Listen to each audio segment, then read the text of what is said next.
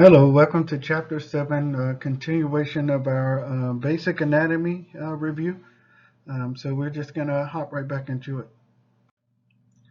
So again, as always, we'll lead off with terms so you guys have a clear understanding of the terms that will be utilized in the chapter and their definitions. So continuation with terms. So the circulatory system contains veins, the heart, and arteries, right? So it's made up of heart blood vessels and blood, pumps blood through arteries to the cells, providing oxygen, nutrients, and other necessary substances. It carries waste products away from the cells to the veins.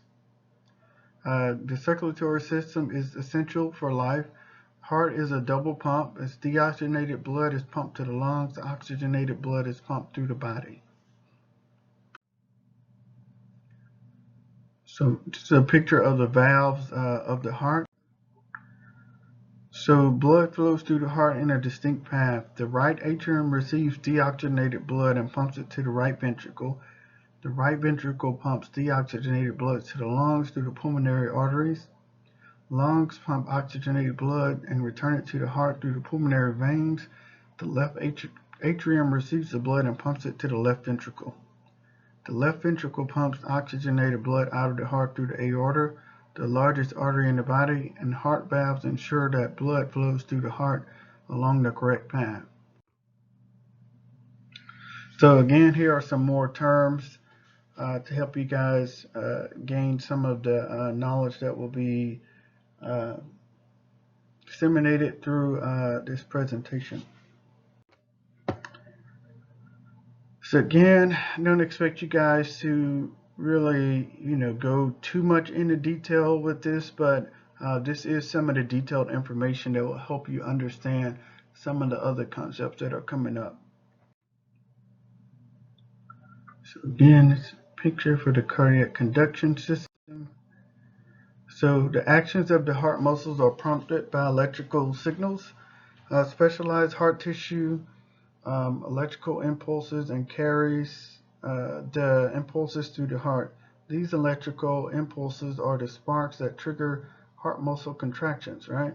So you always want to make sure that you understand that the heart is a muscle and uh, it's utilized, as such, and it's sparked by electrical impulses. So here's some more basic definitions for you guys. More definitions. So there are three types of blood vessels. Arteries, which carry the oxygenated blood from the heart. So remember back when we mentioned respiratory, and we talked a little bit about measuring blood. So arteries are what carry oxygenated blood. So if you have a patient who has a low SATs, so normal oxygen saturation is 95 to 100, but we do accept 90 to 95, depends on the patient. So if you have a patient whose SATs about 86, 87, one of the things they're going to check is arterial blood gas, which is above our scope of practice. But they're going to check that for the amount of oxygenated blood inside of the body. Capillaries are very small blood vessels where exchanges take place. So this is what we utilize for finger sticks to check like the blood glucose. We also utilize this to draw like pediatric patients. Veins carry the deoxygenated blood back to the heart. So we utilize veins to draw our lab work to check like our complete blood count. We also check like our metabolic panels and pretty much all of our lab work through the veins. And that's called a venipuncture because we're puncturing the vein. So this is a picture of the main arteries that are contained within the body. Again, we're just going to hit the basics and the highlights because this is an anatomy course, but you do need to get some of this information in order to be successful on your licensure and your certification exam. That way we make sure that we present it to you, but we'll make sure that you get the material that you need to be successful on your exam. So the aorta is the largest artery in the body. All blood exits the aorta as it is pumped out from the heart. A number of arteries pass through the inner elbow. Arteries have thicker walls to withstand the pressure of the beating heart. They feel stiff and firm when palpated. So a pulse can be detected when palpating an artery. So what do you guys utilize to check for a pulse?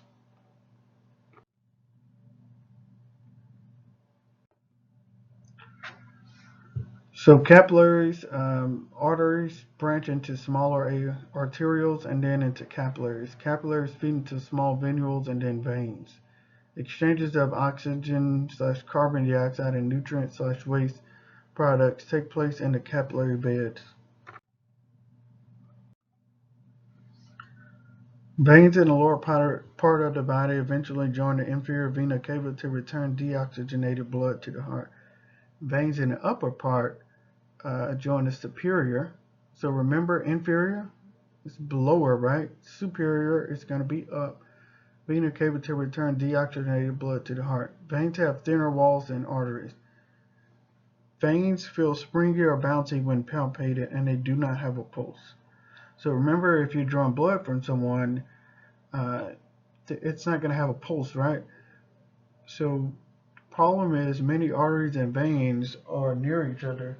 So when you're sticking, you need to always make sure that you're aiming for the vein and not the artery. So this is the structure of a vein. Vein walls have three layers. Many veins have valves that help keep blood moving in the right direction. So remember, you could also stick a valve. So make sure when you're sticking, and this is something we'll go over in class, that you're sticking in the appropriate place and not sticking towards the end of the vein where you can push through it or hit a valve.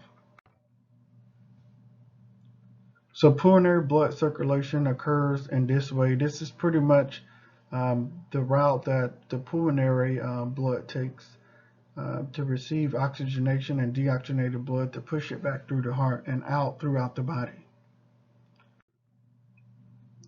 So systemic blood circulation occurs in this way. So this would be the route that systemic blood takes to be pumped throughout the body, returned and pushed back throughout the body through the superior uh, and inferior vena cava. So again, here's some more terms for you guys to be familiar with. More terms. Pay attention to basic cell terminology: stem cell, neutrophil, eosinophil, the different types of blood cells that are utilized in the content. Again, more cell types. Just make sure you pay attention to these definitions and just kind of familiarize yourself with these definitions. More cell types. I just want to point out an antigen is a substance that can prompt an immune response. So you have an antibody and an antigen. So just know the difference between those two things.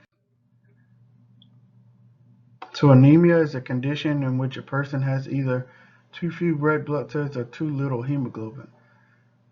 So oftentimes people with anemia have way less, a lower hemoglobin, and that's why they wind up with blood transfusions or different medications to help improve that red blood cell count, meaning the amount of oxygenated blood that's circulating inside of their bloodstream.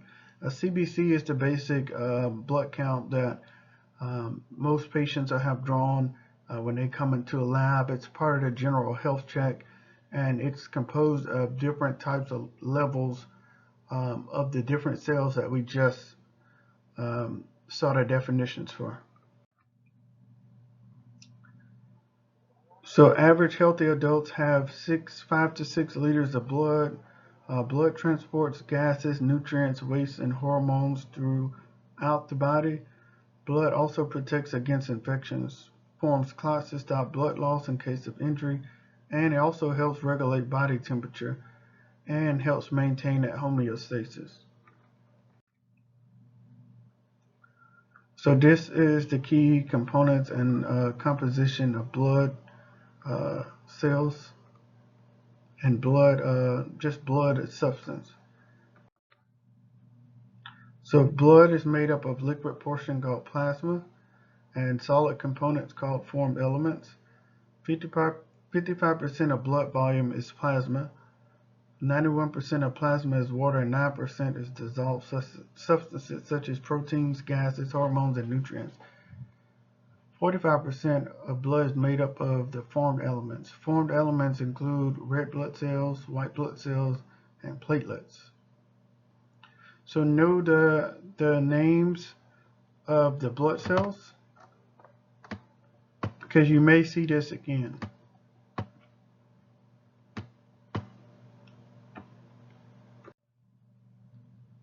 So leukocytes are white blood cells, and this is some of the different types of white blood cells that are listed here. Then you have thrombocytes, which are the platelets, and then you have the red blood cells. So erythrocytes contain hemoglobin, a protein that allows them to transfer oxygen to the blood, to the body cells, and carry carbon dioxide away. Red blood cells make up approximately 40% of total blood volume. They are generated from stem cells in the bone marrow. Their shape is disc-like with an indented center. They can bend into blood vessels of all sizes. Leukocytes are white blood cells protect the body against foreign substances. White blood cells make up about 1% of total blood volume.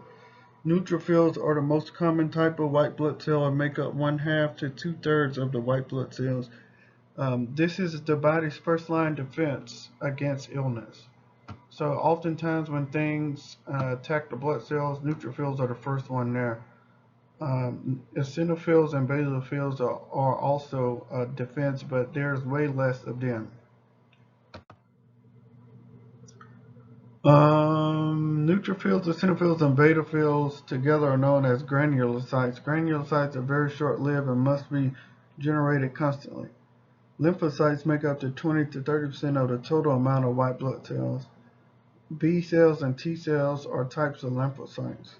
Lymphocytes produce antibodies which combat antigens, and then some lymphocytes live for years, providing the body's immune system with a memory of antigens it has encountered before.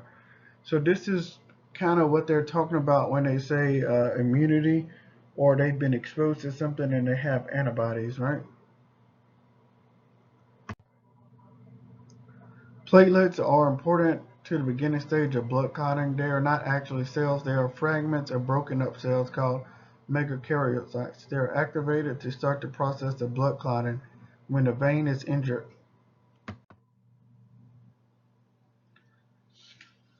So CBC is used to check the composition of a patient's blood, determines how many red blood cells and white blood cells and platelets are in the patient's blood. CBC with differential determines how many of each type of white blood cell is present. CBC can be used as part of the process to diagnose an anemia. Just some more terms for you guys to be familiar with.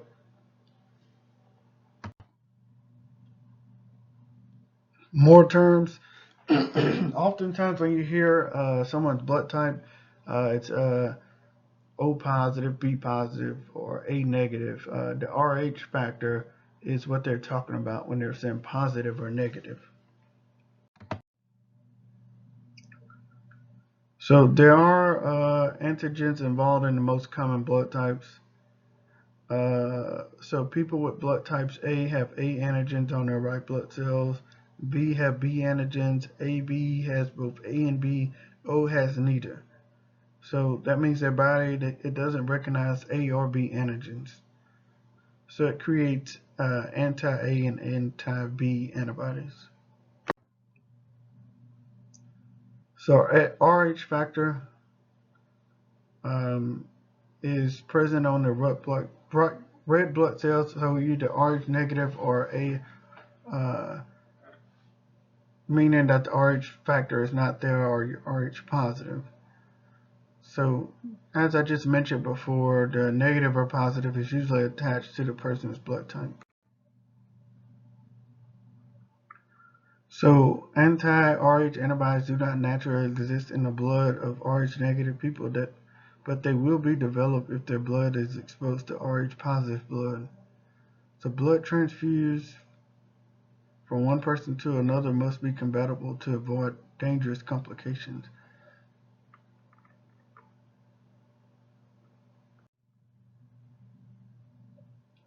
So here's just a little table for you guys to kind of see the different blood types and how common they are.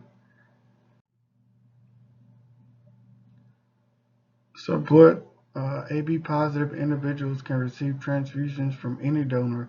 They are known as universal recipients. But O negative, they're known as universal donors. So kind of keep that slide, the previous slide in mind, with the difference. So which one's universal, which one's most common. So it's essential to understand the blood type and to perform the careful patient identification. A lot of times you're going to be drawing blood work if you work in a hospital clinic setting. So just make sure you're keeping in mind the types of blood that could be applicable as you get ready to advance your career. So here are more definitions for you guys. Syringe, we use syringes a lot depending on if the person's a hard stick or not.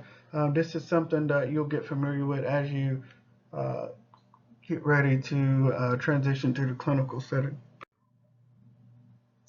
So arterial blood is the measuring of the blood that's oxygenated. We kind of talked a little bit about it, but basically arterial blood is oxygenated blood, and you won't be sticking unless you go into respiratory. Anyone for arterial line, unless you go into respiratory or nursing. So just kind of keep in mind what arterial blood is. Venous blood is not blue. Um, can be a little red. It can be dark. It just depends on a variety of factors of what's going on with that person's blood. It does not flow with the same amount of pressure as arterial blood because again, it's just free flowing inside of the veins. Just not spurt when a vein is breached, but again, you always want to make sure you're wearing the proper PPE because you just never know. It does require some force to pull or draw from the veins, so when you see that you're sticking a patient, often you have to have that suction to draw. That's why we have the vacutainers or we have the tubes that haven't been punctured so that the blood directly flows into the tube from the vein. Capillary blood contains a mixture of arterial and venous blood. Since capillary are exchange sites, color is somewhere between bright red and a deep red of venous blood. Again, here's more definitions for you guys.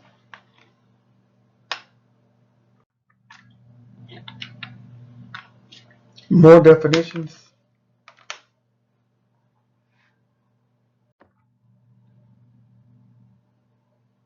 So here's more definitions for you guys.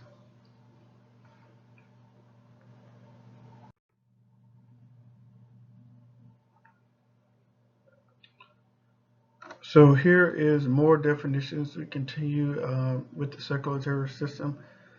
Hemophilia, that's a interesting term. Just keep that one in the back of your mind. You're not going to be tested on most of these terms. They're just here so you understand what they mean in case you see them. But hemophilia is a disorder that you may see in your workplace setting. So pulmonary embolism is a blood clot in the lungs. A lot of people die from pulmonary embolisms. What you'll hear in the healthcare setting is a PE.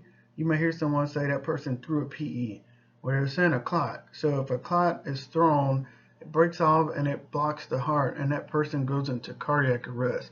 So it is really dangerous. That's why you see in specifically the hospital settings, they're putting on pressure devices, they're putting on stockings, they're putting different emphasis on getting the patient moving so they don't develop a clot. So serum is that liquid portion of the blood that has been allowed to clot. Oftentimes, when you're drawing blood and you have specific tubes, you have to let it clot for 4 to 5 minutes, and then you're able to spin it down and separate it. And then that's the tube that you send to the lab, and it's able to be analyzed. Most whole blood specimens, you just draw it and allow it to mix. You mix it by moving it back and forth in your hand to mix the tube so that the blood doesn't clot.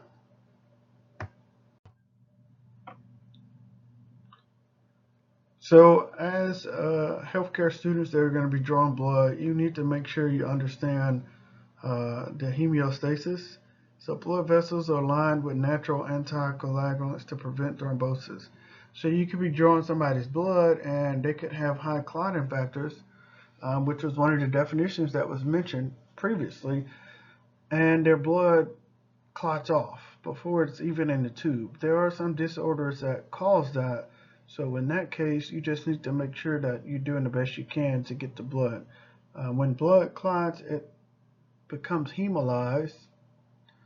That means the blood cells rupture and then it appears red inside of the tubes, and you're not able to get an accurate specimen.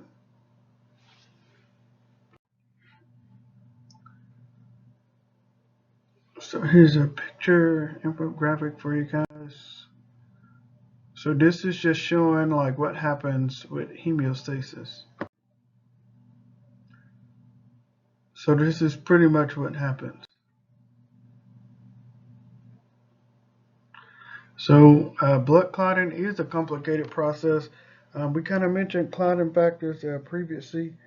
So when you have a cut, pretty much the cells are going to attack that site, starting with those lymphocytes, and it's going to eventually form a clot. So that's why you have a scab, or you may stop bleeding if you hold pressure, but if you do certain things, it's going to open back up temporarily.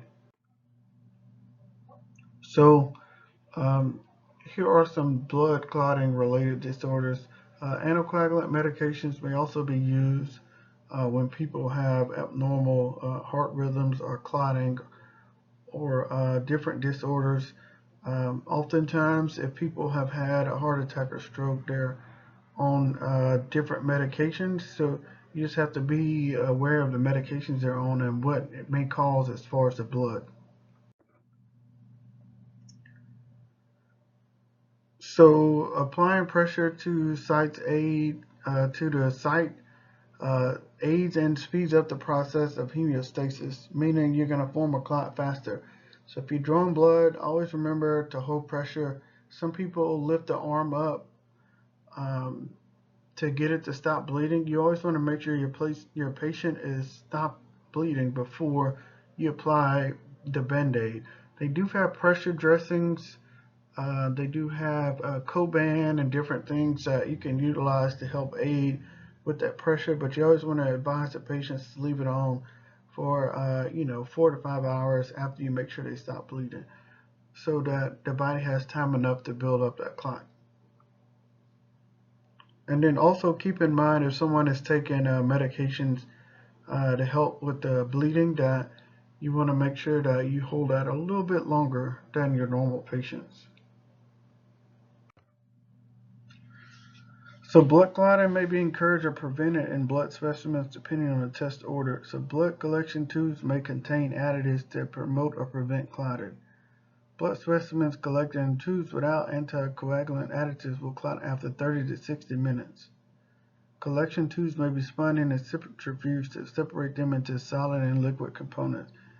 So that's serum and plasma, solid and liquid components.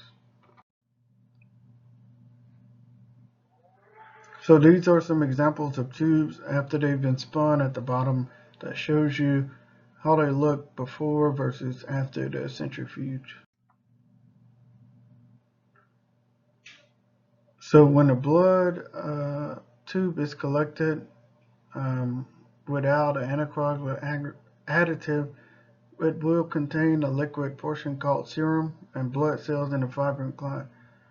Serum does not contain fibrinogen. When a blood specimen is collected in a tube, with an anticoagulant added to the centrifuge specimen will contain a liquid portion called plasma, a buffy coat made up of white blood cells and platelets and red blood cells. When a blood specimen is collected in a tube with an anticoagulant additive and is tested without centrifugation, it is known as a whole blood specimen.